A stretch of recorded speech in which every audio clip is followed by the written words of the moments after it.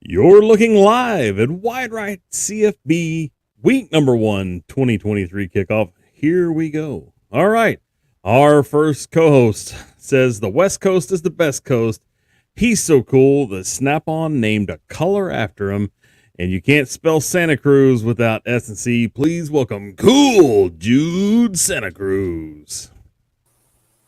Hey, what's up, everybody? How you guys doing tonight, man? I hope you're ready for a great college football week. A lot of good games to look forward to. You know, officially week 1, but the real team kicked off week 0. So we'll get into that in a little bit. All right. And our next panelist tonight, co-host, he's the longest standing assistant to the Doug Flutie Fan Club, president of the Doug Flutie Fan Club. He's the beast from the East. He says, bring on your tea party. Please welcome to the stream, Lindsay Coyle.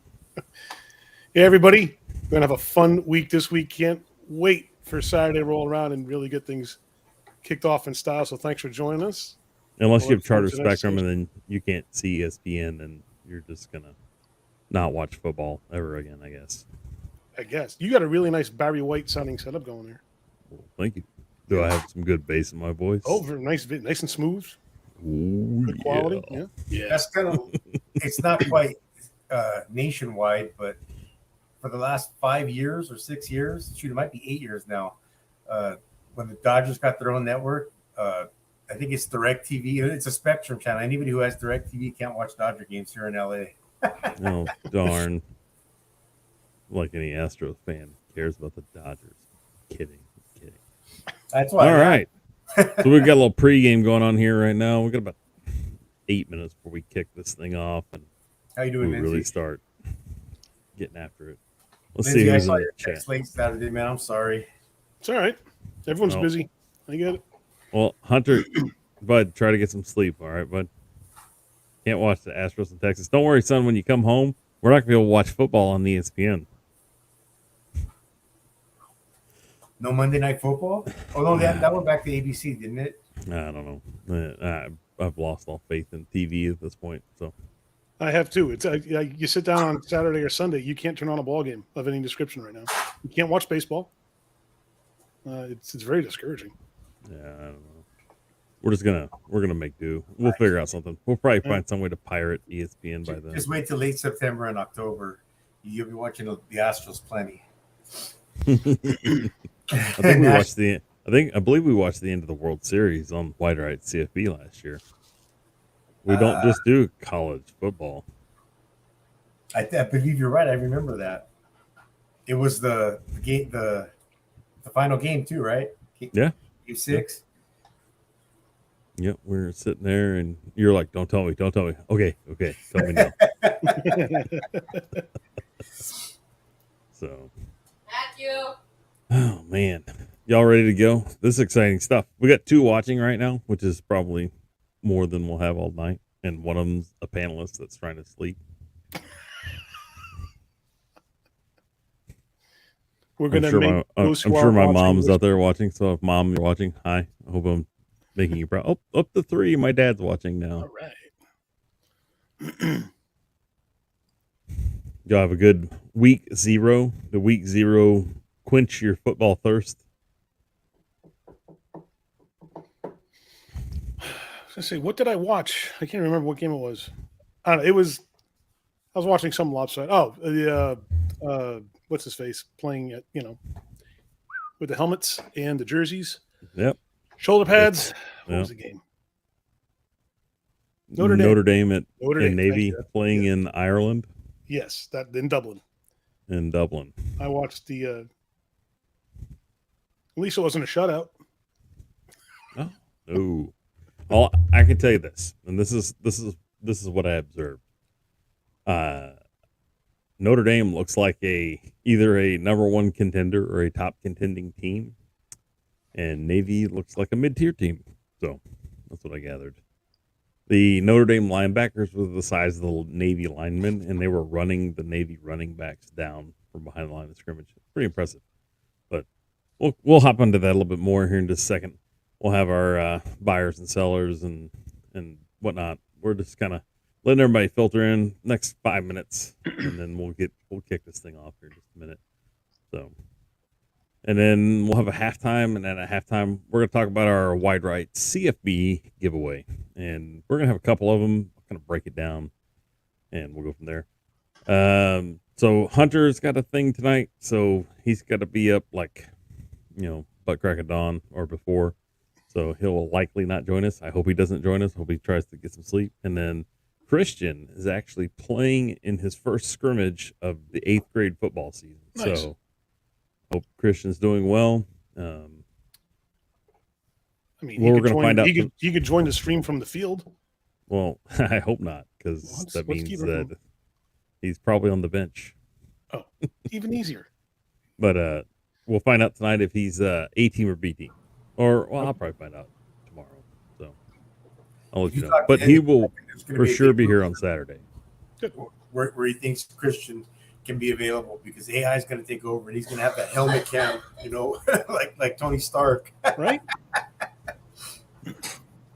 What's going on? Diabolical 58 is in the chat. JWC What's up, John? is in the chat. Power Stroke Jude is on the panel. So, all right. So we have upsets of the week. I have a massive upset. I got to cover for Hunter on this massive upset. So stay tuned. And then the third quarter, we don't have a special guest this week. So I'm going to tell a story back from back in the day. How does that sound? You want to hear a story? Sure. Okay. Back in the day when I was young, I'm not a kid anymore. Yeah, I'm. To some I'm young, to others I'm ancient. So I'm in one of those places in life. All right, what else we got? I got a hot take for whenever we talk about our hot takes. All right. Well, so I'm not going to go into detail. I'm not 100% prepped for tonight, so we're going to kind of float it to see what happens. We'll have a little more structure, probably week 3 or 4, kind of like what we talked about last week. So, and then look for us Saturday night for an hour. We're going to go live for an hour during, I don't know. We'll figure out whatever game's not on ESPN, and we'll watch that live from 8 to 9 p.m. Central Time, if that works for Jude. East Coast Ken's joining the chat. I know he's not a football guy, but thanks for watching, Ken. He's not much of a baseball guy either. Sorry, Lindsay. He likes the same team you like, but he can't be much of a baseball guy either. Watching the Yankees he's going to watch them get swept by the Astros this weekend. The Yankees are having such a sad season. So Yankee Lindsay here, being the resident Yankee fan, he's probably wanting the Astros to sweep the Yankees, so they'll fire Aaron Boone, former Astro, and hire Derek Jeter. Who are you looking at for manager? Jeter's the owner of the Marlins. No, he's not. He sold it. He's out. What? When? Yeah, no, Derek Jeter's he's just a dad right now. When did this happen? Years ago. No, it didn't. Last year. I don't know. Earlier this year. I'm telling you, he's not the owner of the Marlins anymore. He's just another guy. All right, about a minute to go, and we're going to hop on. We're going to kick this dude off. We're going to hit the first quarter. We're going to get going. And I'm going to have to speak for Hunter tonight because obviously he's not here. So Hunter is going to cover, we'll kind of give it a breakdown, let you know how it's going to go. But Jude's going to cover the West Coast as far as like the 4-pack and the Mountain West. And then he's got the Ole Miss. I don't know. It's not the 6-pack, that's for sure. They got to get some more teams to get that. And Lindsay will cover the East Coast. They'll have all of the ACC, well, except for Notre Dame, because I'll probably steal that from them since they're semi-independent. And Lindsay will have his alma mater of like, I don't know. I don't know how you say this. Boston College. Hey, you know what? Congratulations to the University of Massachusetts, right? Did you see them pull down the W against New Mexico? Yeah, kidding me? And then we have a game going on right now. I'm telling you what, these UConn Huskies are no joke. They are taking to NC State right now. They just scored a touchdown. It's 17-14. Oh man, Jude, I don't know that you and Ken can be friends anymore. All right, we're gonna kick this thing off. Quarter number 1, wide right, CFB week number 1, 2023. Let's get having it. All right, so let's recap before we do our salute to the service academies. Let's do a recap from last week. Tell me something that you liked and tell me something that you didn't like. Lindsay, let's start with you. What was something you saw last weekend that you liked? Who doesn't like watching Sam Hartman play? And he has made a very good decision, I think, in transferring to Notre Dame.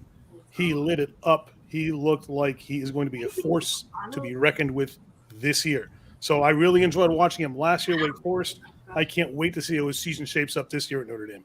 Yeah, he was throwing touchdowns to Austin Westlake's own Jaden Greathouse. Jaden Greathouse is a true freshman. Looked like he'd been there a minute. And whoever was doing the announcing, I guess it was Jason Garrett, made sure that everybody knew he was from Austin Westlake about 17 times. So there's a name for Jason Garrett in the football community. It's called the Clapper. So the Clapper, let us know. So when I refer to the Clapper, you'll know it's Jason Garrett. So the Clapper is a big fan of Jaden Greathouse. All right, Jude, I got to ask you this question. You know I have to ask it. Tell me something you didn't like from last week. I didn't like the San Jose State covered the spread and put up 28 points on the Trojans. It just makes us look like we're the same team we were last year. Our defense is a sieve, even with all the SEC transfers. Maybe there's a reason those guys transferred from the SEC. Maybe they couldn't cut it over there. But we've got to work on our defense because late in the season, it's going to be a very, very, very tough schedule. All right. Lindsay, tell me something from last week that you didn't like. I didn't like how lopsided these games tend to be when you have a ranked team against an unranked team. And I know I say it with some frequency, but I'd rather see overall a more competitive schedule because it doesn't make it – you have to watch the game for other reasons besides watching the level of competition on the field. You have to start watching individual players you might be interested in or the level of effort or the level of progress that some players or coaches are making. So I was disappointed how lopsided the game was. Well, other than USC and San Jose State and Notre Dame and Navy, there really wasn't a lopsided score. I mean, Vanderbilt and Hawaii played an extremely competitive game. It wasn't watched by a lot of people because they had a weather delay. But if it wasn't for like a 0-yard punt, Hawaii would have been in this game probably at the end. So congratulations to Hawaii for showing up. And I look for them to do well this weekend against Stanford. And then Notre Dame and Navy, that's a game built in tradition. It's happened for so long. And, it's a sign of respect from Notre Dame to play Navy because back in the day, Navy had to loan Notre Dame money after World War II and to keep the university going. So it's kind of like a sign of respect. So, that, I understand it's not a competitive game most years, but, it is a tradition and Navy likes to play in it. But like I said earlier, congratulations to UMass for beating New Mexico State 41-30. And this is their first Division I road win since like the 70s. I'm sure Hunter's going to blow my phone up here in just a second to tell you that for sure. But so shout out to UMass. Way to go. And then we had competitive games. Louisiana Tech beat FIU 22-17. We had Jacksonville State beat UTEP 17-14, and UTEP looked pretty listless the whole time. And then San Diego State beats Ohio 20-13. So they're good games. They're not – the games didn't look good because it's week one. Nobody's going to look good week one. And if you look good week one, don't take that as a sign that we're going to look good further down the road. All right, Jude, tell me something that you did like from last week. I liked 5'10", 175-pound true freshman Zachariah Branch. That dude is a stud. He is a specialty. He is probably ready for the NFL when it comes to special teams right now. I mean, he has a second gear like no other. I mean, I literally saw him take a punt, or it was a kickoff, but he jogged about 6 steps, almost came to a full stop, and then accelerated. Boom, and he was gone. Made a couple moves, and it was a touchdown. Yeah, he looked good on special teams. He caught a touchdown in a goal line situation. and they had a couple of sweeps to him too. Man, that true freshman looks phenomenal.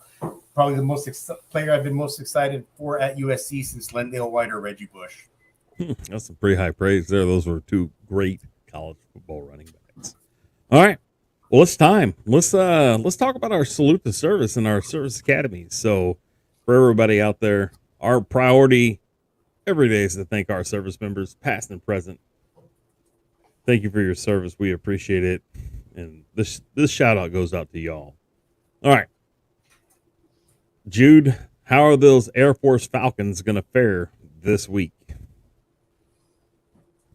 They're going to be 1-0. It slips my mind who they're playing, but I was reading about the game. They're going to be able to run on them. They're not going to pass much, but they're going to be able to run on them. And unfortunately, unlike Navy, who I was hoping could have a more competitive game, this game will be a little bit competitive, but Air Force will end up winning. They're playing RMU. I have the schedule here. They play at Saturday at noon, and you're probably not going to be able to watch this game unless you're watching on some kind of streaming service because there's no game left. RMU, right? Okay, yeah, they're going to run all over them. Yeah, I'd expect Air Force to have 300, 400 plus yards and probably 30 plus points. All right, Lindsay, you chose them. Let's hear about the Merchant Marine Academy, the winner of the Secretary's Cup last year. They defeated the Coast Guard Bears, I guess. Yeah, last year it was the team finished with 9 wins, which is the most in school history. They only lost 1 game. So hopefully they can carry some momentum forward from last year to this year. But there isn't a whole lot written about this team because not being in a preeminent college athletic program, they don't get a lot of the media coverage that the other teams get. So we'll see how they fare. I'm very hopeful that to do at least as well as it did last year, and maybe if they have everything going their way, pick up an undefeated season, go 10-0. I would like to say a little bit about the Merchant Marine Academy and what the Merchant Marines do, because I don't know there's a lot known about them, and this is a really good opportunity to spotlight what they do, kind of bring them more to the fore, and kind of let everyone know how much we rely on what these guys and gals do. They're primarily a transport, domestic, and international cargo and passenger service that provides peacetime operations. They maintain deep-sea merchant ships, tugboats, towboats, ferries, dredges, excursion vessels, charter boats, other waterborne craft on all the waterways in and around the United States. And whether you know it or not, your way of life is what it is because of the Merchant Marines. The world depends on them, yet we hardly know them. And we don't know much about them. Almost everything you own has been aboard a merchant ship at one point or another. 90% of all the world's products and goods are transported by merchant mariners aboard container ships. That includes not my tools. No, I'm kidding. A lot of them have. I know. So when you break that down, 9 out of 10 things that you own have been aboard a merchant vessel at some point. That includes fuel, oil, bulk dry goods, food, clothing, electronics, certainly tools, cars, chemicals. Yeah. Almost everything that's produced is brought to us by sea and the Merchant Marines. And they spend a lot of time at sea, away from their friends and families, living, kind of a lonely lifestyle, because a lot of these merchant ships are not heavily staffed. You can run an average cargo ship on a crew of 20 to 25 people, and you'll be out for months at a time. So we owe them a lot. I salute them. I wish them very well this year, and look forward to following how well they do, and then watching them, watching the graduates go off and start their careers and be part of what makes this world go around. Yep, pretty neat deal. So I kind of know. I know a alumni of the Merchant Marine Academy. Now, whether or not I get him on the show, that's been kind of tough. But he is from the New York, Long Island area, and I believe the Merchant Marine Academy is in Kingsport, New York. If I would be correct. I believe you're right. So, all right, y'all ready to hear about some Coast Guard Academy? Bring it. All right. So the Coast Guard Academy kicks off this weekend, and they're traveling to Bedford, Maine to play the University of New England. Now, last year, Coast Guard Academy took an L versus the University of New England 17-10. Now, they did look pretty good in the Secretary's Cup, even though they kind of got beat down late. I still look for them to have an excellent season this year. They're going to go plus 500. Last year, the University of New England was a 500 team. They were 5-5. I think that the Coast Guard Academy is going to pick it up. It's going to be something similar to the same score as last year. Last year, the score was 17-10. University of New England. I think Coast Guard Academy pulls the W, but it's going to be 17-14. Coast Guard Academy starts the season 1-0. They send the University of New England back to home in Bedford, Maine, beaten and bruised. How big of an upset do you think it would be this week if Robert Morris beats Air Force? Robert Morris isn't beating Air Force. Yeah, I don't. You said Air Force could probably be in the 30-somethings. I think that's being conservative. What do you think Robert Morris will score? About 10. I'm in the. When we get into our picks, I picked a few games. So is Hunter. I think we're going to see a lot of disparaging scores. Robert Morris is traveling to Colorado Springs to play Air Force. And Air Force, no, I'm sorry. Yes, they're traveling to, they're going to be playing at altitude. Robert Morris isn't going to be ready for this game. They're going to be sucking wind.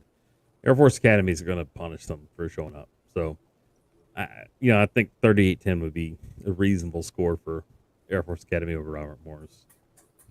All right, so we have an unclaimed team, right? Naval Academy's off this week. Hunter's not here.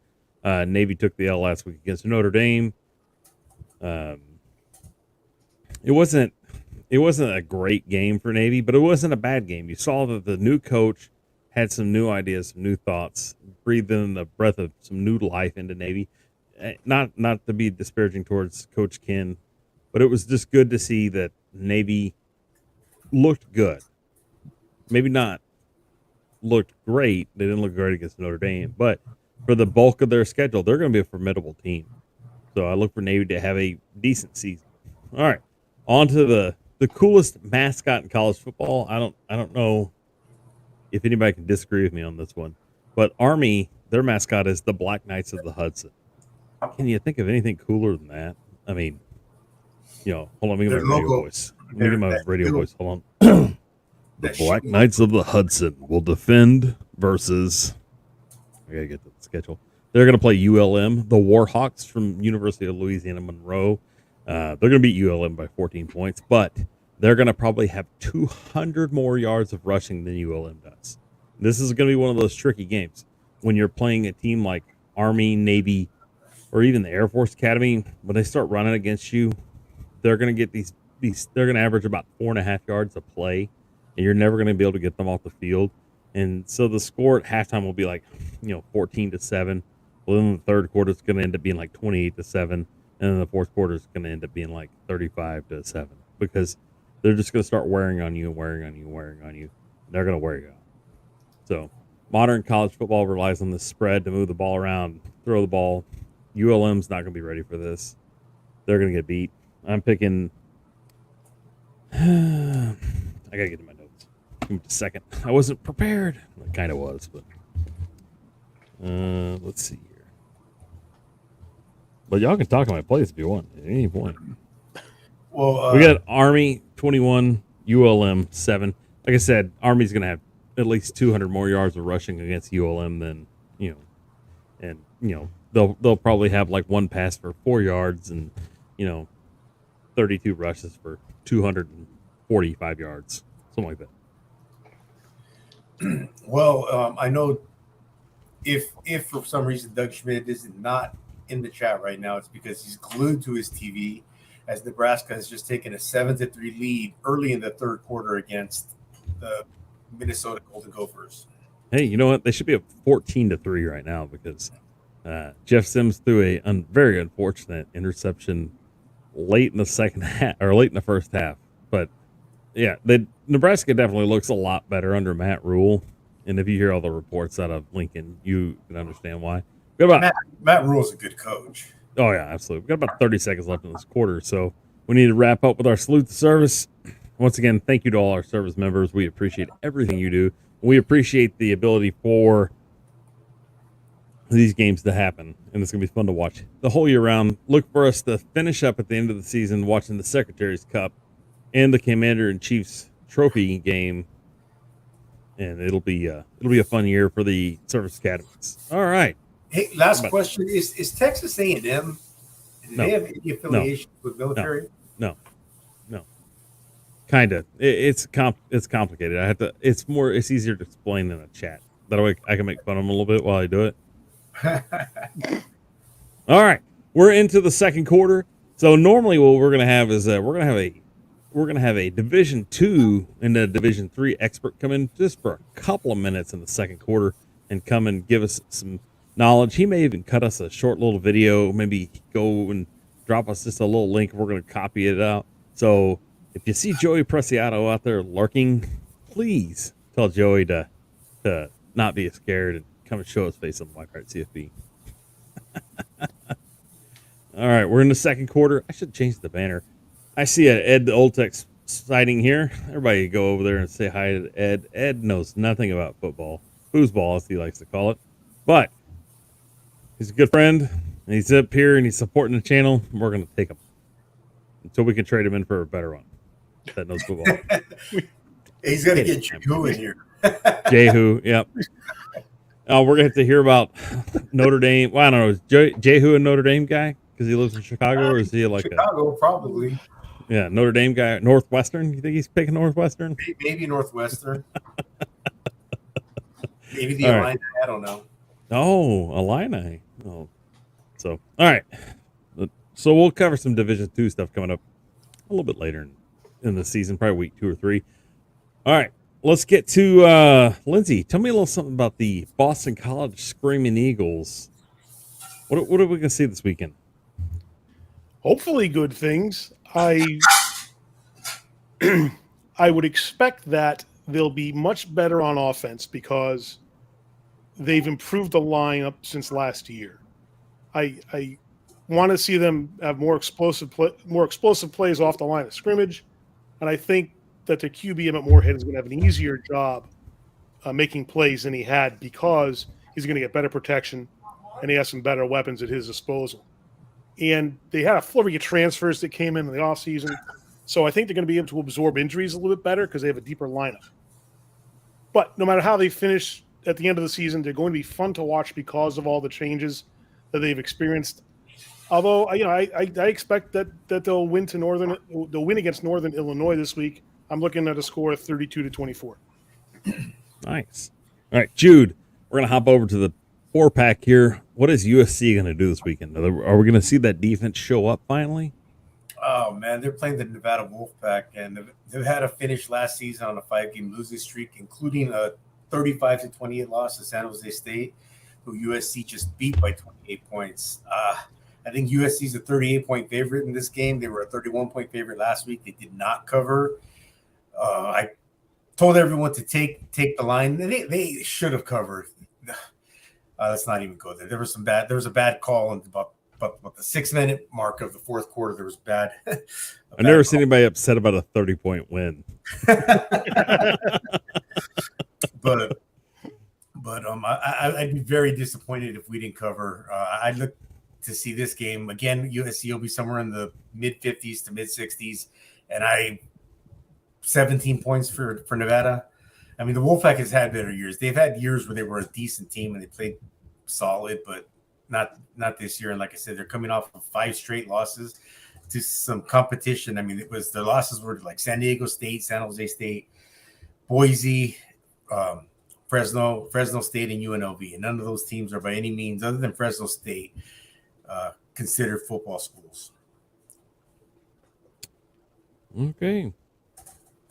Well, Hunter's got something he wants to be said, and he has the upset alert of the week. So we're going to go ahead and just dime it on y'all right now while y'all are all still here. Everybody's in the chat and everybody's watching here.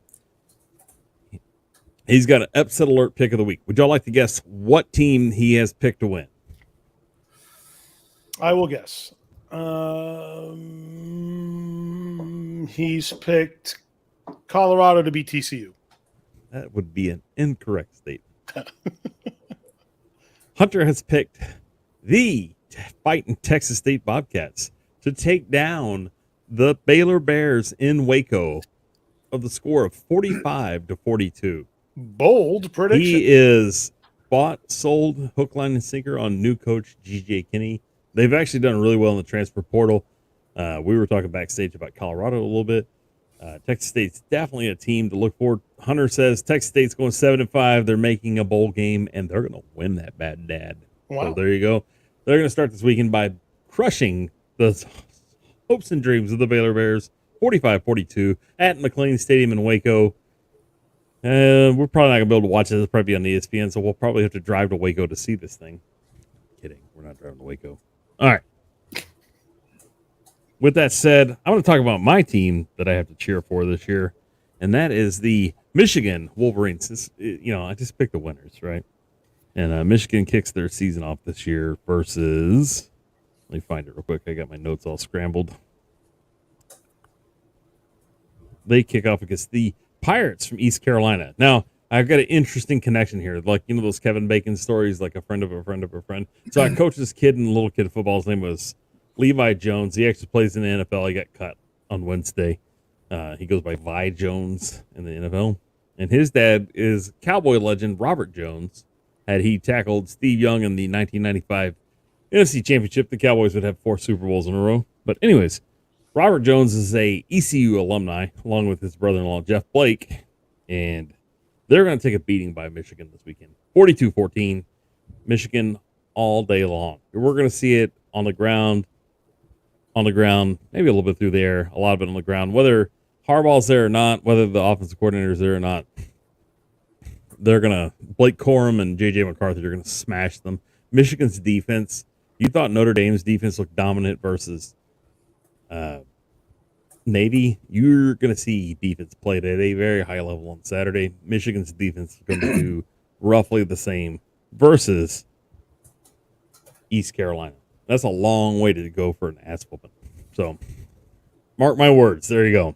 All right, Lindsay. We got about, like 9 minutes left in the quarter. Let's talk about a couple of games from your side of your side of America, the East Coast. Tell us what we're going to watch this weekend. I think that it'd be worth watching Georgia, because who among us thinks that they're going to lose? Nobody. Who among us can say with any certainty that they won't have a perfect season? They might, and odds are that they're going to go undefeated. So I think that certainly they're going to win their first game out of the blocks. I don't think there's any doubt in anyone's mind, but it's worth watching them because I want to see how well are they going to take command of their own game, how well are they going to execute their game plans, and see how the coaching is shaping up this year. So I'm very interested to see how well they do, because it's going to set their tone for the rest of the season. And I would expect that they will not lose a game at all year. So looking forward to them to see how they put it all together and take it out on the field. All right. Jude, what do we got on the West Coast there? What are you looking at? What game's piquing your interest that doesn't say USC?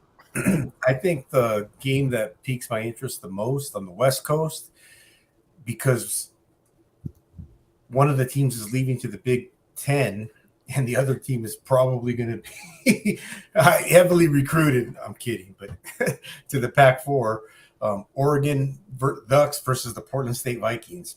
I'm interested to watch that game to see what Oregon does, in their last season in the Pac-12 as they're getting ready to move on to the Big Ten. And I don't think Portland State's going to be invited to the Pac-12. That was a joke, but I am curious to see how they, how if the beating Oregon wants to beat on the schools that they should beat, because they're going to need to, in these games, they have to make a name for themselves because they're going to be playing games in Ohio and Indiana and Michigan, all those Midwestern states, and they're going to need to recruit bigger linemen, and they're going to have to dominate these small teams to impress these kids to make them want to come to their school, because Oregon, Washington, USC, and UCLA are all going to be in for a rude awakening when they go to the Big Ten. So I'm interested to see what Oregon does, trying to impress recruits that they have at the game that day. All right. So I got a bold prediction pick. I have Utah State traveling to somewhere in Iowa. Where is University of Iowa at? It's in Iowa. It's in Kinnick Stadium in Iowa City, Iowa. I have Utah State playing the Iowa Hawkeyes in a game of 10-7. Now, Iowa and Iowa State have been ravaged with suspensions and expulsions because of a gambling scheme. So I bet you that the game's going to be pretty close. Play on words. I bet the Iowa game will be interesting. So I have Iowa 10-7. All right. Pat CB says, hello, everyone. He says, the new mic sounds good. Great, Kaz. I try. What's up, Pat? The board I'm talking through right now, I need to adjust a little bit. I get a little feedback in my ear. So, all right, Lindsay, tell me something else from the East Coast. What are we looking at here? We're also going to be looking at Florida State playing LSU. And you can't steal the game of the week and make it your own. Well, I'm not stealing it. I'll just mention all right. it. We're talking about Sunday evening here, 6:30 p.m. on ABC, which I probably won't be able to watch because it's the ESPN Disney channel here. But you're saying that the number 5 LSU Tigers are traveling to Tallahassee to take on the number 8 Florida State Seminoles. Who do you got in this game, Lindsay? What are you talking here? Well, I think that LSU is going to come out on top, 42-38, because there's a lot of hype around the Seminoles this year, not only with their on-field talent, but they've got a couple of players that are making a big splash with NIL deals. And that is going to be a bit distracting from the quality of their performance on field. To say that, the folks involved in these deals are going to have other things on their mind is stating the obvious. And I think there's going to have a bit of an impact on them. These kids are in the point of their developmental lives where they're coming into a very different kind of lifestyle than what they've led before, and how that affects their level of play remains to be seen. But I think there'll be some distractions because of it. So there's prominent nationwide companies that are going to be paying these kids a lot of money, and the one guy, Jared Verse, is going to be a top NFL draft pick when the time comes. He's got a lot on his mind. He's got a lot of things to juggle, and these can be very stressful for people of any age and any experience in their lives, where they're so young and so impressionable and so changeable right now. I think that it's going to be a big challenge for them to keep their head in the game and play the best they can without letting outside distractions come in. So I think ultimately LSU is going to come out on top because of that, where they don't have the same kind of distractions that the Seminoles do. 2-minute warning till halftime. All right, Jude, let me get your thoughts on this LSU Florida State game before we hit halftime. I think Florida State is highly overrated, maybe the most overrated team in the country this year. And I think the LSU is probably going to win by 3 touchdowns. Ooh. Yep. I'm going to go ahead and jump on this game too. I'm going to say LSU wins by a sizable margin. This is why. The origins of the name of this channel come from Florida State's inability to be successful at the beginning of the year. So I'm going to go ahead and say that LSU is going to win by just happenstance because Florida State sucks at the beginning of the year. I'm going to go LSU 31, Florida State 10. It's not going to be close. The 10 points are going to come late.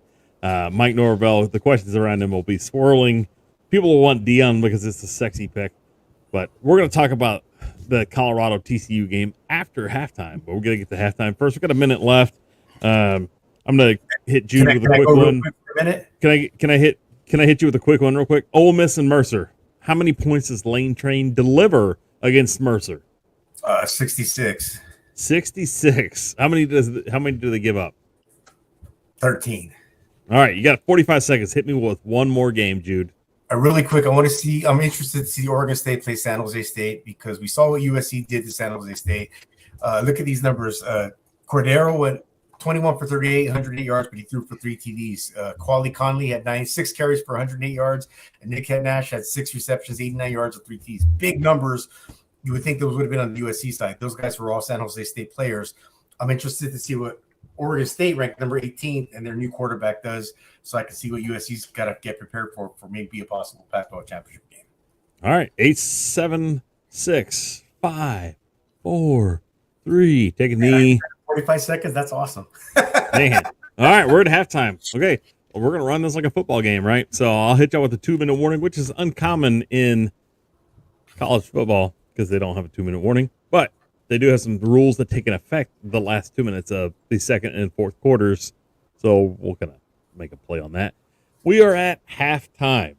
Halftime. It goes by quick. Lindsay, we're going to start off the third quarter. Instead of having our big interview, we're going to have a story time with Cass. And I want to hear some of your picks. We got Jude in. We got a lot of Jude in. So I got to hear some of your ACC picks. I'm really interested in this Clemson-Duke game. Okay. What you think about Clemson's starting quarterback, Austin's own Cade Klubnik. And I would like to know a little bit more about the Battle of Miami. And this is a game I wanted to see since I was a little kid, because I've always wanted, since I found out when I was 11 years old that there was a Miami of Ohio, I wanted to see them play the University of Miami. So I'd like to get your thoughts on that. And then I think a sneaky good game this weekend is going to be Louisville at Georgia Tech. I think we're going to see some sneaky good competition there. I think Jeff Brom getting Louisville back to Louisville prominence. And then Brent Key taking over the helm at Georgia Tech. I think it's going to be a decent game, especially for week one. Virginia, Tennessee didn't interest me none whatsoever, but we can talk about it if Lindsay needs to. The Battle of the Carolinas could be another interesting game. We have two marquee quarterback names in this game, Drake May, and we have, I just drew a blank. Way to go, Cass. The kid from Oklahoma, the one that got benched for Caleb Williams. I feel so terrible.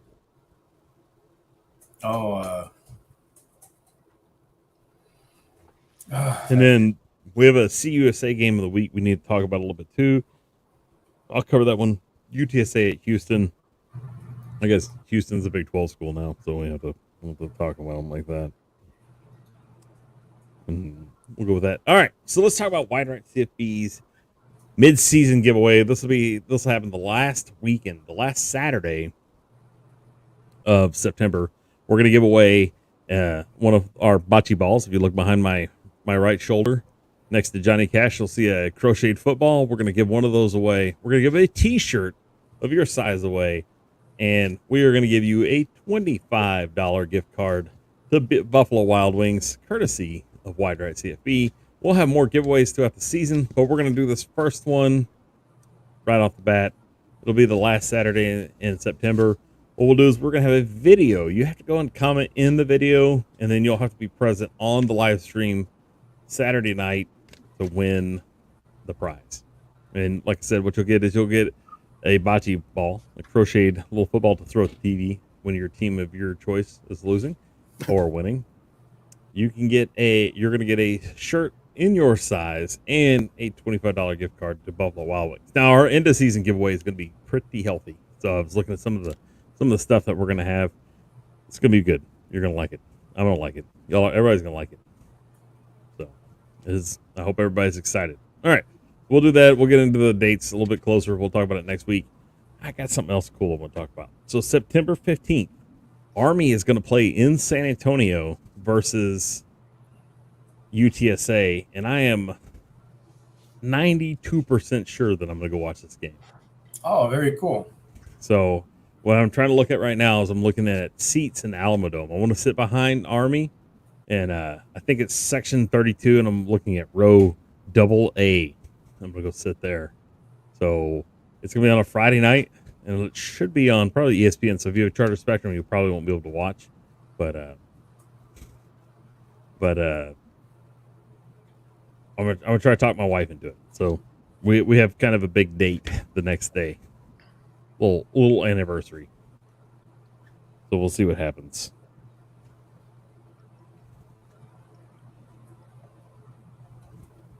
That'll be fun, man.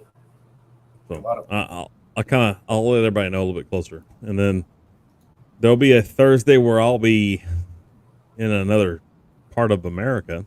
So Lindsay and Jude might be running the show for me, and the Saturday I probably won't be here, so they'll definitely be running the show. But we'll let you guys know a little bit closer to that time when that's going to be. And then if you see the show hosted by somebody other than me, it means that I'm traveling, so it'll be all right. I'll bounce on for a little bit if I can.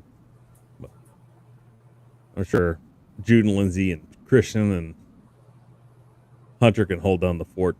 So I wonder if Christian made 18. Let's go over to the comments. We get any comments? What do we got in the comments? Let's say hi to some folks since we're here. We're all patiently waiting for the third quarter to start. Lindsay's like, I got something for you. All right. Pat CB says, I found out about Miami, Ohio when Ben Roethlisberger went there. Well, that's not that long ago. I thought Oliver Anthony was playing in this halftime show. I don't know who Oliver Anthony is, but I'll check it out. He's made all the headlines lately with a small town guy, isn't he? No, that's Jason Aldean. Oh, Jason Aldean. Maybe I don't Yeah. know. Hey, let's check some scores. We're at halftime. Let's check some scores. You want to hear me do radio voice scores? Radio voice scores. Can you do Wolfman Jack? I can do one better. You ready? Kermit the Frog? No, one way better than Kermit the Frog. Harry Carey? Art LeBeau? Oh, it's Harry Carey. Hold on a second. Let me see.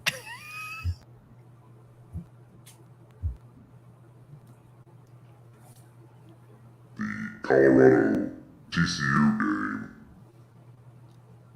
goes like this. What are you talking about? We have gone off the rails. Utah is beating Florida 17-3. All right, I'm back. I can't get out of this. I don't know what's going to happen. All right, I'm back. Is that better? No, Oh, it's better the great. other way. Oh, brother. I tried to do this professionally, guys. I'm sorry. I give it my best try. So far, you're doing a bang-up job. Don't let Bang. anyone tell you what they are. Yeah, I banged into several things here lately. All right. We're going to cover some scores real quick. We're going to get into the third quarter, and I'm going to tell you all a little story.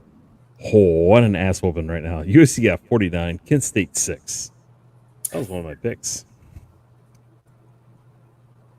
We have Florida getting smashed by Utah 24-3.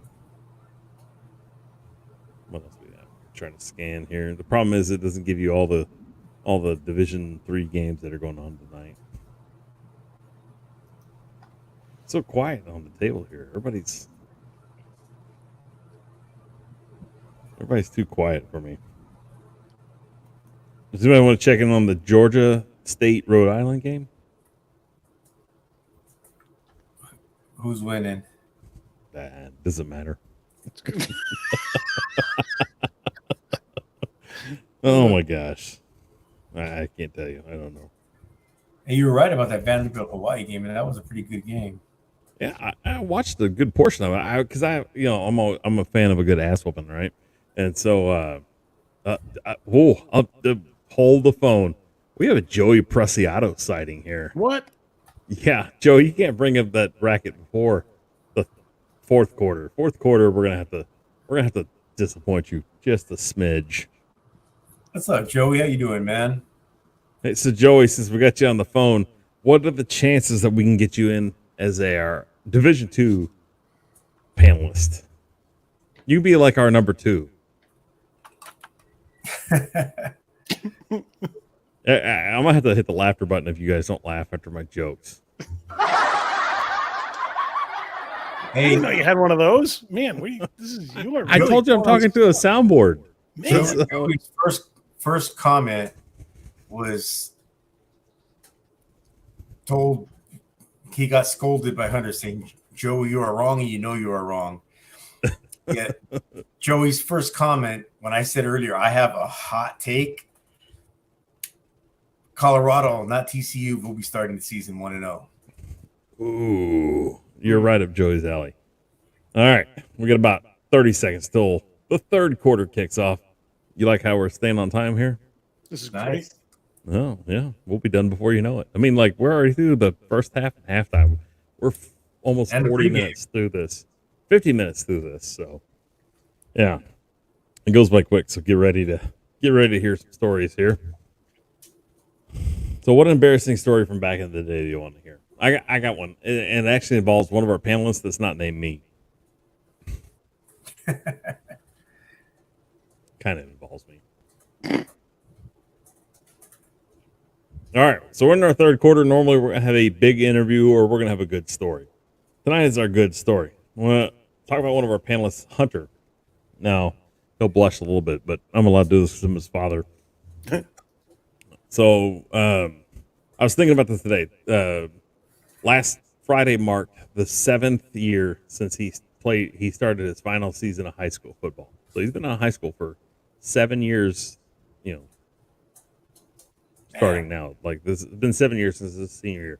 So anyways, I had some like recollections here of Hunter when he was playing football. And he wasn't he went to a very competitive Texas high school football team that competes in the playoffs every season, and his team was exceptionally good. They were the best team that's ever come from his high school, and the fact that he played as a 5'9", 150-pound defensive end on a top 50 in the nation Texas high school football team is a big deal, right? And he didn't get a lot of playing time. Yeah, he didn't get a lot of playing time, except for in the end. But I'm going to back up a little bit. So I got into coaching football because I wanted to. 5'10". Hey, there's Christian. Christian, A or B? What do we get? I started coaching football after Hunter started playing. We kind of searched around the sport to find for Hunter when he was a little kid.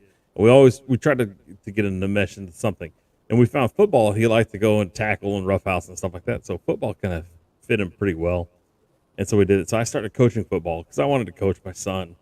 And we kind of found a little groove for him when he was like in that 10, 11 range. And then between 11 and 12, this kid goes to work. He goes and he's got like a running coach, and he's pulling a tire in the summertime. He's wearing full pads. He's out there tackling. He's getting prepped for the season. Now, granted, he's the smallest kid on this team. He shows up to the youth football. It's the 12, 13-year-old team. He shows up. He's the smallest kid, but he is hands down the toughest kid, and all the other kids on the team hate him because all the coaches are like, why can't you be like Nichols? Nichols is over here just crushing everybody. So a lot of the kids grew to dislike him instantly, but then they grew to love him because of how tenacious he was.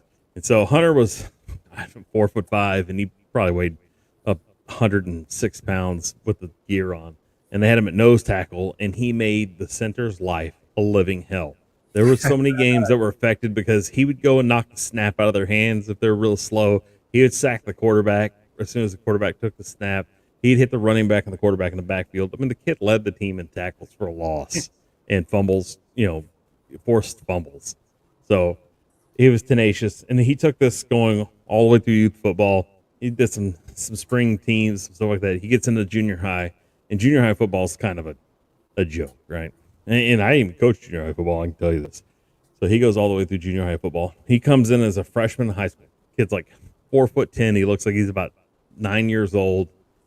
And so they had two teams because it's a big school. They have a freshman A and a freshman B. I think they were like red and black or black and red, whatever it was. He was on the B version of that. And he comes in as a safety with no speed and a running back with no speed. But per carry, he had the highest yards per carry of any running back on the team because he was so hard to tackle. So all he could tackle was the top of his helmet. So the kid was like, he had some good shake to him. He did a good job. And so he was always on like the second tier team. Sophomore season, he was on what they would call the JVB or the sophomore team. And the coaches would purposely try to kick these kids off the team. Could not kick Hunter off. You couldn't get him to leave. He did such a good job. The last game of the JV season, they move him up from the sophomore team up to the JV. He gets in and gets some plays. They put him at running back. He gets smashed really bad because they didn't block for him. But it was good to see him. So then he goes to his senior season, or gets on JV. He's going to play on, or he's going to be on the varsity team for the playoffs. But they just get dressed. So his senior season, he's getting ready for that. He's got all, he's been working out all summer. Well, Hunter decides that he wants to let her in wrestling, and the only way he's going to let her in wrestling is he's got to weigh a lot less. He's going to wrestle at a lighter division. So Hunter goes and he loses like 40, 50 pounds, and he's 5'9" and he weighs 150 pounds playing defensive end on a top tier 6A high school football team in the state of Texas, which is a big deal. And so he's about third string. That's what I'd put him. It's kind of goofy how their teams work. So he goes in there. He knows the playing time is going to be little to none. But it doesn't matter because every day at practice, he takes advantage of practice, and he's the ultimate teammate. He goes and pushes everybody. The 150-pound part I got right, though. He goes over there, and he pushes everybody at practice every day, and he pisses the starters off all the time because he goes hard. You know, it's not an easy practice whenever Hunter's lining up against you. And the coolest thing that I would hope that happened was at the end of the season at the awards banquet. The coach called him up because, you know, you didn't see Hunter's output on the field directly. You saw it indirectly. And every practice, every time you show up, he would go 100%. He'd make everybody 100% better because he was there doing his best. And he was always pushing the guys. And that was from the head coach. The head coach didn't have to think about it. He knew it right off the top. You know, like, this was the guy that was always there for the team. You didn't always see it. But as a reward, he had a couple of shining moments in his senior season, right? I mean, like, technically the kid should be playing, right? Because he's just 5'0", 150 pounds, playing top level high school football. He gets to go in against this team, San Marcos, whose starting quarterback was on one of the sophomore team with Hunter. San Marcos is talking up this big game. They're going to beat Bowie. They're going to do all this. Bowie goes up and smashes. Hunter plays most of the second half. He gets it like 3 sacks, a couple tackles for a loss. I think he forced the fumble. And if he'd have put his hands together, he'd have had a pick 6, and I would have been able to go and brag to my friends, your kid's starting. They don't have no touchdowns. Mine does. But I didn't get that chance because he couldn't get his shoulder pads were too. You couldn't get his hands together. Anyways, so he gets this. Just has this tremendous game, and it's kind of like the closest end of the season. So it's like a good swan song. We're gonna go play in the playoffs. We'll have a good time. The team's really good, so it's good to be a part of a winning team. He didn't necessarily have to play, but you know his impact is there on the team. So we go into the playoffs. In the first game, they're playing a really tight game. We're like, yeah, we win. We get a week 2. Well, the week 2, we're playing like a team that's ranked in the top 10 of the state, and they should easily kick our butts. Well, we go in there and we straight beat them down, and it's this team out of Bryan, and just pummel them. Well, in the second half, here's this little kid running on the field. He's going against a guy that played D1 football in the NFL right now, and he's running circles around this guy. This guy can't block him. He's over there. He sacks the quarterback. He tackles the running back for a loss. I'm like, are you kidding me? You could have started him. He would have done this, and it was amazing. So it was kind of like one of those deals where you get a little cherry on top, right? That was like the cherry on top. It was so much fun to watch him play, and he never, you never had to tell him like, you got to embrace this moment because you never know it's going to be over. He knew what that was about. He embraced that moment, and it was so cool to get him to watch it. He was the ultimate teammate. He loved being part of a team. When kids don't get to play, a lot of them give up. They don't understand how the team works all the time. This guy got it, and he ran with it, and it was the coolest thing to see. I was so proud as a parent, but I was so proud that damn kid stuck in there and proved it to himself that he could do it. So, and I was awesome. So that's a great story, man. There's my story. This is the big story for the day. We got to say some highs real quick before we go any further. We got to say hi to one of our number one fan. Bocce's Blankets More. Bocce, thanks for showing up. I really appreciate it. You're awesome. Bill Beckett in the house. What's going on, Bill Beckett? And our favorite, KG Coin Hunter. What's going on, Boo Luke Cat? How you doing, Boo? Hype me up for 15 minutes. We have 11 people currently watching. We were up to 12 or 13 earlier. So nice. We're growing, man. We're building momentum. There we go. Just like a snowball or mudslide. I don't know what are we aiming for here. All right. We're going in the right direction no matter what. That's my big story for the day. Talk about our panelist Hunter. You never have to wonder if the kid has heart. The kid's got all the heart in the world plus about 10.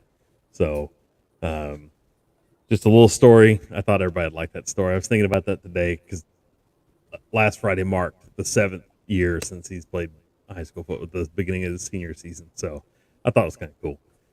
But and we'll have one of his teammates on that played college football, and he can back 100% of the story up because he was there for most of it. He was a good kid too. But we'll have a praise Kyle time at some point. So, but anyways, all right, Lindsay, let's hop on over. We got about 5 minutes left in this quarter. Let's talk about some of those East Coast picks that we talked about at halftime. All right. Let's see. Where you want to talk Miami? Battle at Miami. Let's have it. All right. Well, they're playing.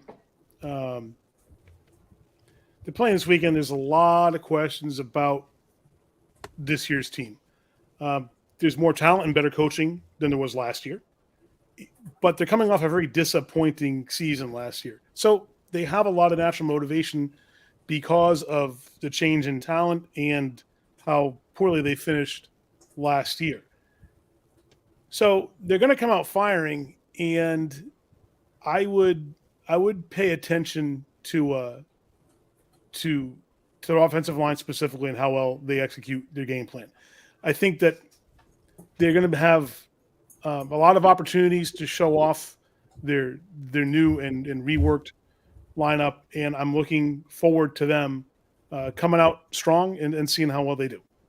We talking about the U, or we talking about Miami of Ohio? Come on, I gotta give you a little grief. I gotta give you a little grief on this. Hurricanes. All right, the Hurricanes, and the Miami of Ohio. They're the Red Hawks, I believe. Oh yes. All right, what was the other game we were talking about? Battle of the Carolinas. Who you got? You got Spencer Rattler. Is he gonna? Hey, he and his coach Beamer. Are they gonna go and take down Mac Brown and Drake May, or is Drake May gonna fight with Caleb Williams for not only the Heisman but the #1 draft spot in the NFL draft? No.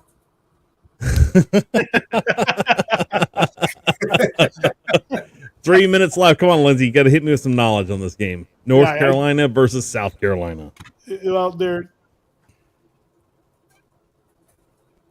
schedule this year, and I'm talking about North Carolina, their schedule this year has a lot of teams that they didn't play last year, so we don't have a good yardstick to measure the matchups. But UNC does have the work cut out for them because I expect to see a high-level play out of Drake May, their quarterback. But we won't know how well their offensive program will play out, given that they've got a new offensive coordinator and quarterbacks coach. So they've got some unproven talent there on the coaching staff that's going to have to prove themselves to see how well they can develop. I expect, though, that UNC is not going to have the strongest season, and I look for them to finish around the 500 mark. But I think they're going to win their opening week against South Carolina. I would look for a score of 35-24. Nice. There we go.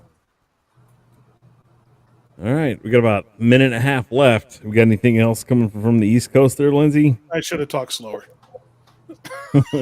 I don't know about that. Sorry, guys. Like I said, I'm a little underprepared today. All right, Jude, you got any hot takes for the third quarter before we go to the fourth? I don't want to hear anything about TCU and Colorado yet. I want that for our fourth quarter showdown. Fourth quarter showdown. Fourth quarter showdown.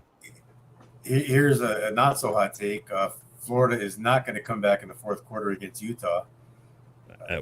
We had a quote from Hunter. We had a Hunter posted. He goes, "They might fire Billy Napier tonight."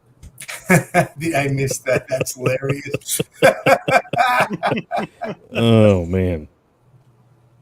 So would anybody have any thoughts on Kansas State hosting Southeast Missouri? Hunter says that Kansas State will win by the state of California, by that link. Yeah, vertically, not horizontally. Yeah. Yes. Absolutely. Yes. And South Alabama and Tulane. There's a game that we probably should talk about, but we only got about 40 seconds left. South Alabama is their USA is their team, the University of South Alabama, and they actually did really well last year in the Sun Belt. They're taking on the Green Wave from Tulane, which is located in the city of New Orleans. Both very good teams. This is going to be a pretty good game. I think Tulane's going to win, but they're not going to win by a lot. This is going to be like 35-31 Tulane. That's what I'm picking. If anybody's got any difference, we got 10 seconds. Tulane, man. After their last game last year, that means they're giant killers. So I definitely think we can beat South Alabama. All right, that's it. We're in the fourth quarter. Can y'all believe that? Fourth quarter already. This thing flies by when you're having fun. Now, make sure you stay after the game for the overtime, or we're going to have some fun. We're going to talk it up, have some jokes, wind things down. But stay tuned for the overtime. Fourth quarter starting right now. Let's get to the big enchilada here. This is the most anticipated game of 2023 heading up right now. Coach Prime's debut at the University of Colorado. The people in Boulder think this guy is for real. Jude's a buyer until they play USC. Lindsay, let's start off with, give me a take that's going to oppose Jude's on TCU in Colorado, and I'll give you Hunter's thoughts and my thoughts. We'll start with Lindsay. Well, I think that TCU is putting together a pretty good team. They're starting off pretty well. I certainly expect that they would beat Colorado without too much of an effort. I don't know. To predict a score on this, I'm expecting TCU to do fairly well. I'd say score around 42 points. I think they're going to hold Colorado for maybe 17 to 21 points in there somewhere. But I would look for TCU to come out of this one handily. All right, Jude. I want to hear some love for Coach Prime. Coach Prime, man, he has inspired me, man. On my own personal channel, you guys are pretty soon going to see me wearing a cowboy hat and sunglasses. But this dude, man, Shedeur Sanders, he's a legit quarterback, 6'2", 215, a little bit on the skinny side, I guess, if you're talking about the next level. But for college football, man, he's legit. TCU lost. Oh my goodness, how many players did they lose from their team last year? And everybody still has them ranked 17. So on offense, they're replacing 10 starters on offense. 10 starters on offense, and they're a 20.5-point favorite against Coach Prime. And well, granted, they lost 80 players from their team last year, but they brought in through the transfer portal, solid players. I mean, just from Jackson State alone, they brought in the Sanders 2 kids, and they brought in the cornerback that was the number 2 prospect in the country that Coach Prime got to go to Jackson State. Man, look for this to be a competitive game. Look for Coach Prime to, at the end of the game, get his team through it and win probably 31-27, because Coach Prime doesn't care about team chemistry, and he doesn't care if the players like each other. He just wants players that are good and know how to play football. His quote, his words, I don't care if they like each other. I just want to know how to play football. So we know that he got players who know how to play football. And I think that TCU is going to find out the hard way what it's like to go into a season when you played for a national championship and you only have one player left on offense that started. All right. So I'm going to give you my opinion on TCU. Now, TCU, this is the advantage that TCU has over Colorado is TCU has the depth. Where you're going to see the difference between Colorado and TCU is in the trenches. You have to recruit line play, both offense and defensively. You can't bring it in via the transfer portal. The reason those guys are in the transfer portal is either they didn't get enough playing time at the last place, or they're trying to find something to get them to the next level. On that, the transfer portal is a good place to go and add guys from, to add some sprinkles on top of the sundae, but that's not where you go get your ice cream from. Your ice cream you got to build through recruiting and build up your depth through recruiting. I think the ones versus ones, I think Colorado's going to look good first quarter. I think it's going to look real competitive. They may even have like a 10-7 lead going into the first quarter, but as soon as that wears off a little bit, that line play starts to become a factor. I think TCU beats Colorado solidly, like by 30 points. I don't think it's going to be close. You're going to hear this name Chandler Morris. Chandler Morris is the son of Chad Morris, who's a famed Texas high school football coach. He's also coached offensive coordinator at Arkansas, Clemson. He's had a drink as a NCAA coach, D1 coach. So Chandler Morris will be one. He's one of those run and throw guys. If you're a fan of Clemson and Cade Klubnik, Chandler Morris is Cade Klubnik. They play a very similar game. They're very talented both directions. You're going to see a lot of that. Shadur Sanders is a good player. I think he's going to struggle with downfield accuracy. Not a terrible thing to have. They're going to have some good players. I think Colorado's going to be good if Coach Prime, we'll call him Coach Prime. If Coach Prime stays there for more than 3 seasons, I think Colorado's going to be good. I think they're going to be a lot better.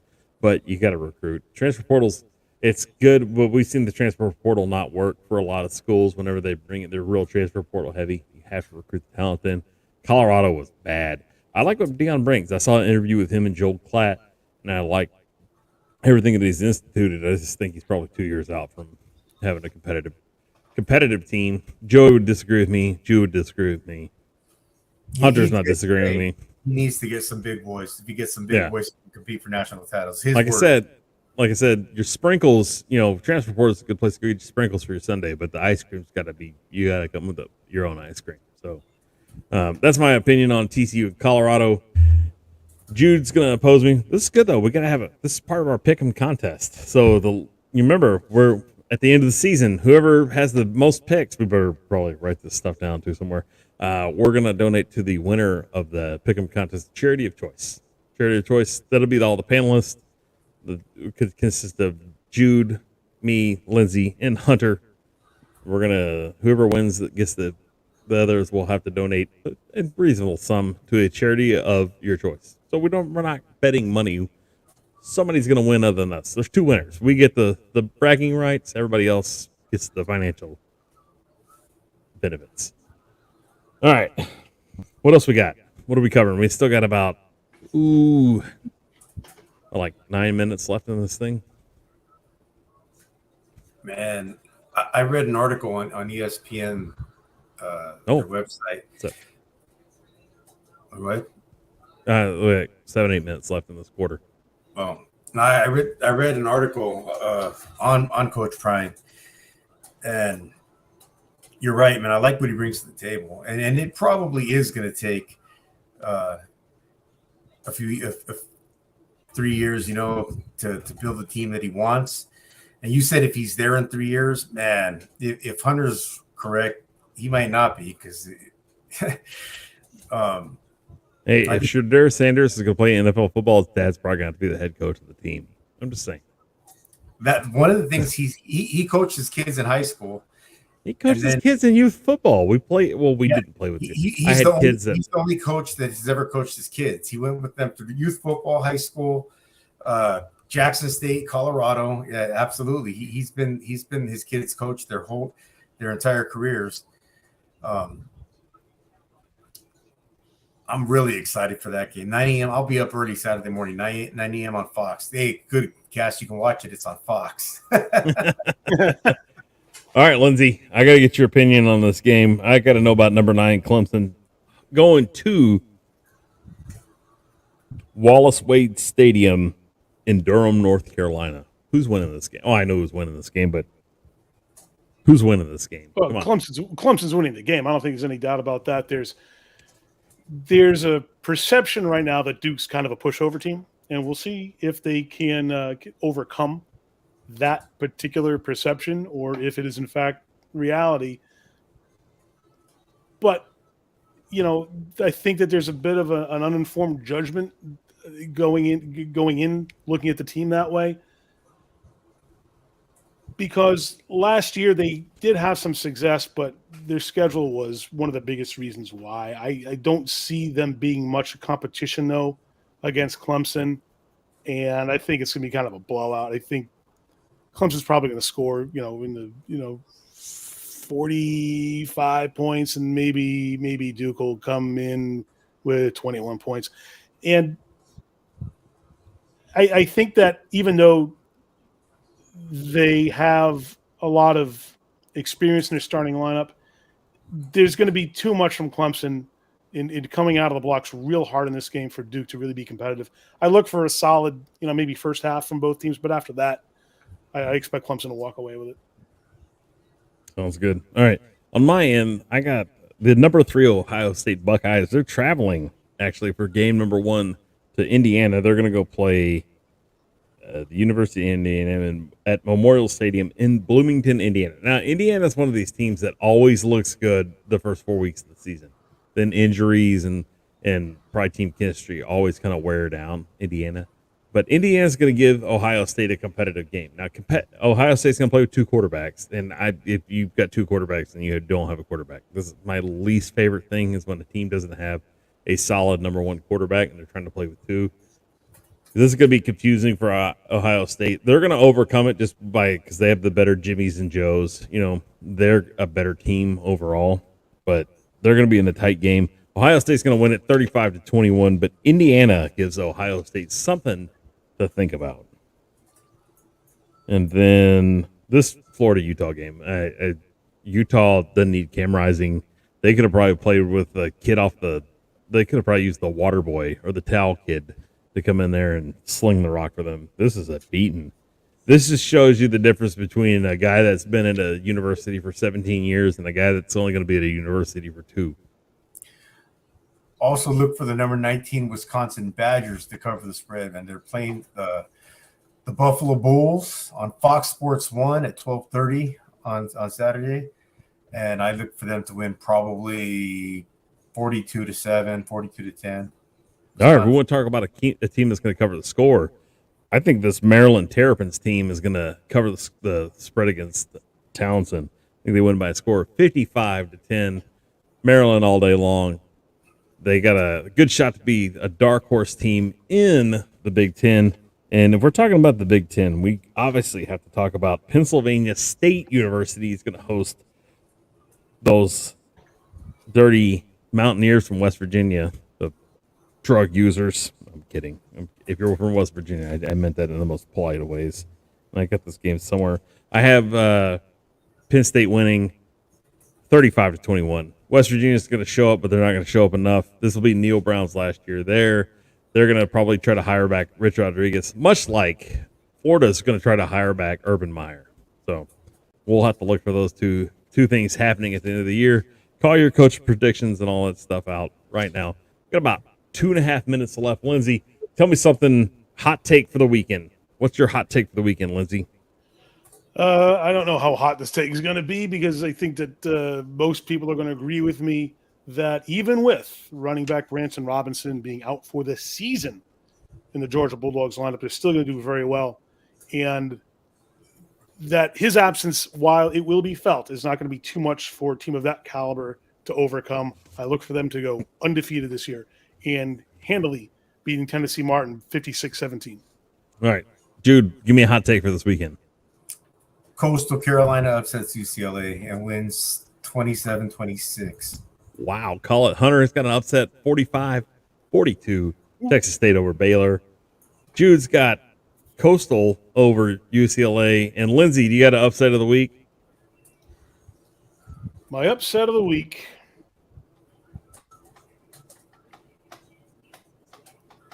Dang it. I forgot to do an upset of the week. It's okay. We'll forgive you. Thank you. Yeah, I'm Rice is playing someone. Yeah, Rice doesn't stand a chance. I'll give you my upset of the week here in a second. I'm going to give you Lindsay's real quick. Lindsay's upset of the week is San Jose State is going to beat Oregon State 28-21. Really? 28-21. That's Lindsay's upset of the week. I'm going to give you my upset of the week. My upset of the week is ESPN over Charter Spectrum. 1-0. No football for Cats. I still can't go over my upset of the week. That's a bold prediction I just made. San Jose State. I don't know. Oregon State's a pretty good team. I just made that one up. But if it happens, if it hits, it hits. We're going to go to Vegas, boys. We're going to make some money. We got about 45 seconds left in the fourth quarter. We're going to head to overtime at the end of this. Have some good laughs and wind it down. Just some other scores. Oklahoma's going to host Arkansas State. Oklahoma 42. Arkansas State 14. No chance for the Red Wolves in this game. Purdue is going to host Fresno State. It's going to be a 28-10 affair. Purdue's building something special there in West Lafayette, Indiana. So we look for big things out of them. Jude called us Wisconsin over Buffalo game, which is going to be exciting to watch. I got Penn State beating West Virginia. And then we have the Illinois Illini, the Fighting Illini. Brett Bielema, former Arkansas and Wisconsin coach. He's going to take the win against Toledo 21-7 with about 400 yards of rushing on about 92 carries. So that's the fourth quarter. We're into the overtime.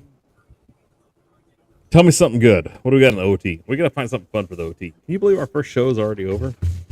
Wow. I'm gonna drop my notes. Goes way too fast.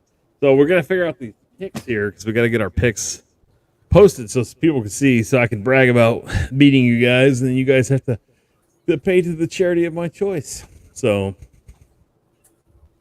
it's gonna be pretty awesome. Do you have any sound effects on your soundboard for that?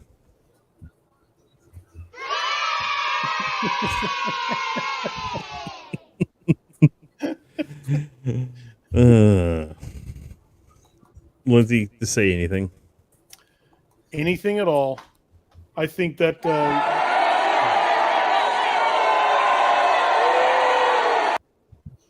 thank you. I know. Yes. Jude, give me a prediction for this weekend. The Kansas Jayhawks smashed the Missouri State Bears 55-10.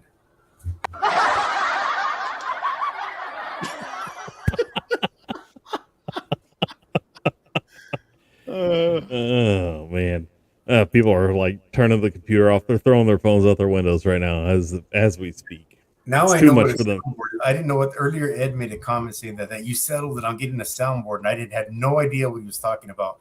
But now that when Lindsay said, "You have anything on your soundboard?" and you start doing sound effects, now I know what that is. All right, so I have a couple of open spots. There's a way I can put in our own effects in there. What I was thinking about doing is throwing in a whistle, and then I just need to figure out how to put like an animated flag on the screen, so we could drop a flag across it whenever somebody goes over on their time on their picks, and we'll just Oh, dude, that would be hilarious! Throw a yellow flag out. Yeah, have like a Let's see. Can you do an animated GIF as an overlay, maybe? Nah, you're out of my league on this stuff. I don't know. I don't know. What to find out. We'll have to figure this out.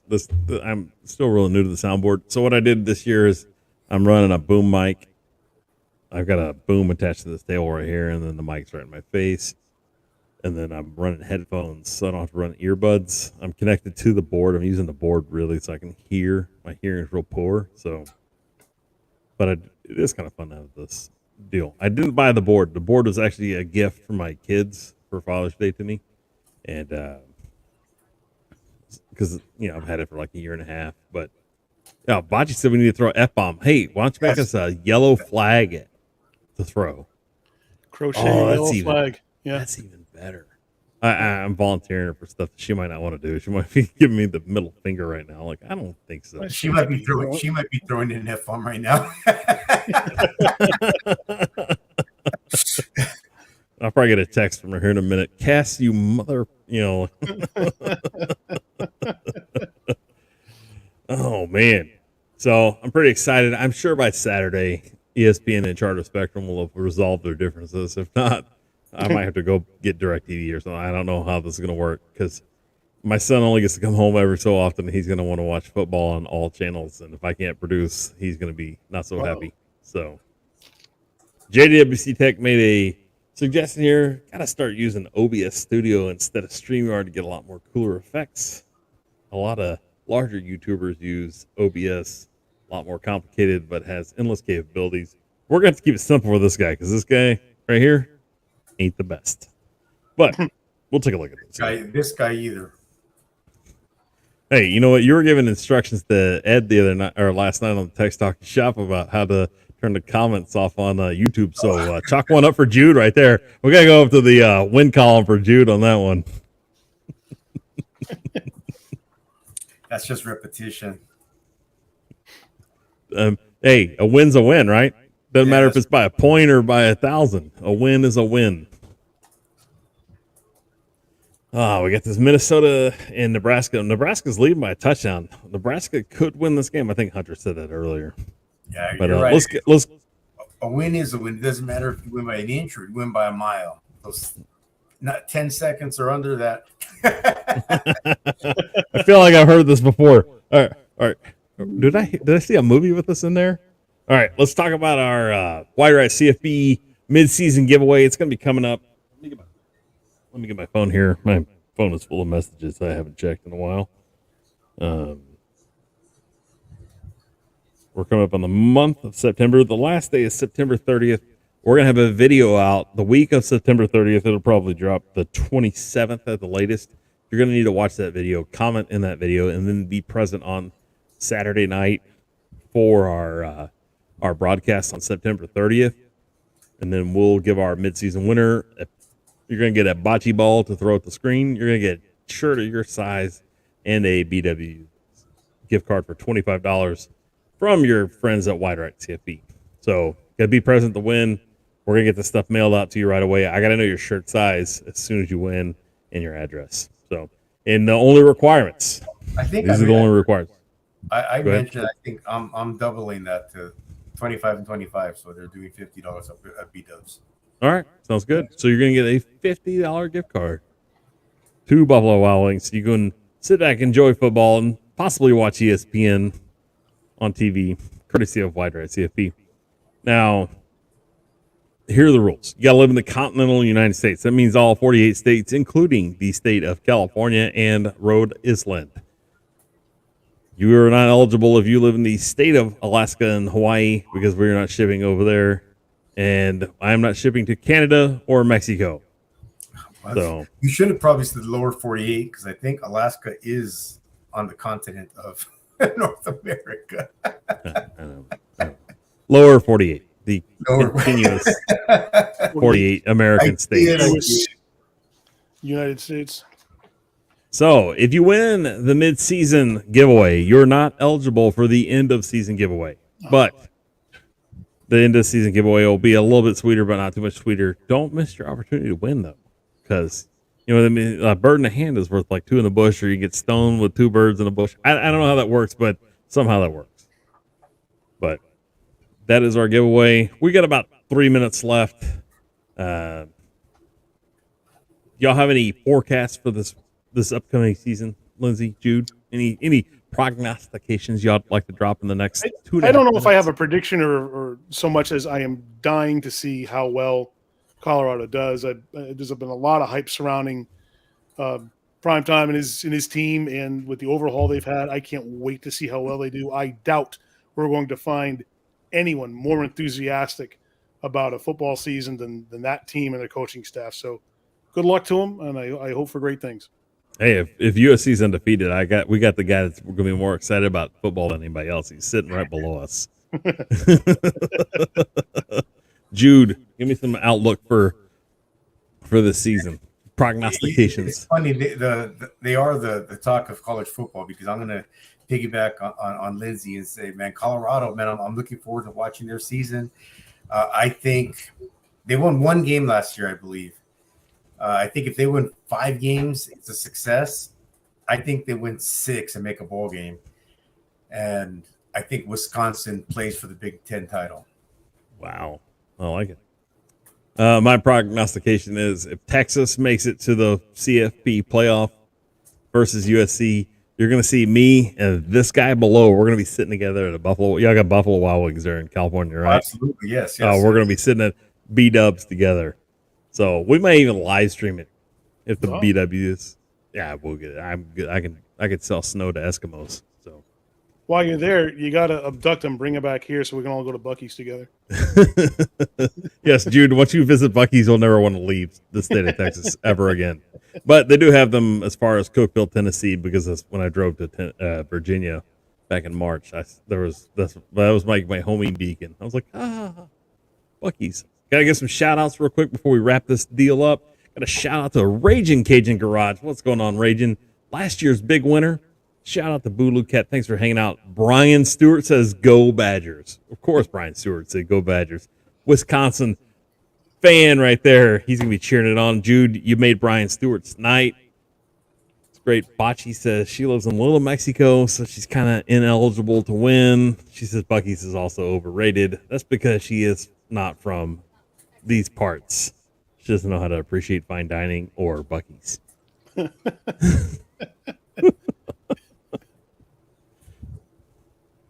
right. We got about 10 seconds left. We're going to say our goodbyes. He was last in the chat, so he's going to be first to go. Let me figure out how to make this happen here. I almost kicked him off the stream, which is not good. Solo layout. Go ahead and say your goodbyes to start with here. Thanks for joining us, everybody. Please tell your friends, subscribe if you haven't, and join us every week on Thursdays and Saturdays for a lot of fun college football talk. Love everyone's involvement in the chat. As the season progresses and we all gain some experience and knowledge about how all the teams are progressing, these conversations get way more fun and more in depth. I'm really looking forward to getting involved with everyone here. So thanks for joining us, and we will see you again next time. Cool, Jude Santa Cruz. We got to give a shout out real quick to Pat CB. Pat CB, you didn't get any love earlier. Pat CB, get some love. Cool, Jude. What you got? Once again, guys, thanks for watching. We really appreciate it. Our watcher chat, I don't know if everyone was in the chat, but we had up to, I think, 13 or 14 people watching at one point, which is great numbers compared to last year. So we are growing. Please keep telling your friends. If you know anybody who likes college football, tell them to check us out. Give us a shot Thursday nights and Saturday nights. We'll have a great time. And then I guess I'll see you guys Saturday. Just remember, you cannot spell SEC without the letters S and C. Fight on. All right. I want to say thank you to everybody in the chat. If I missed your name, it was by accident only. Great stream tonight. Our best we've ever had. The most involvement we've ever had from the fans. I look forward to a great season with all of you and my panelist or co-host. I'm not panelist. It would be I own the channel. I don't. We're going to divide up some duties on the social medias. You'll get to see our thoughts and opinions. We really appreciate it, everybody. I know we're 2 minutes over right now, but like as always, the team that scores the most points always wins the game. Thanks for watching.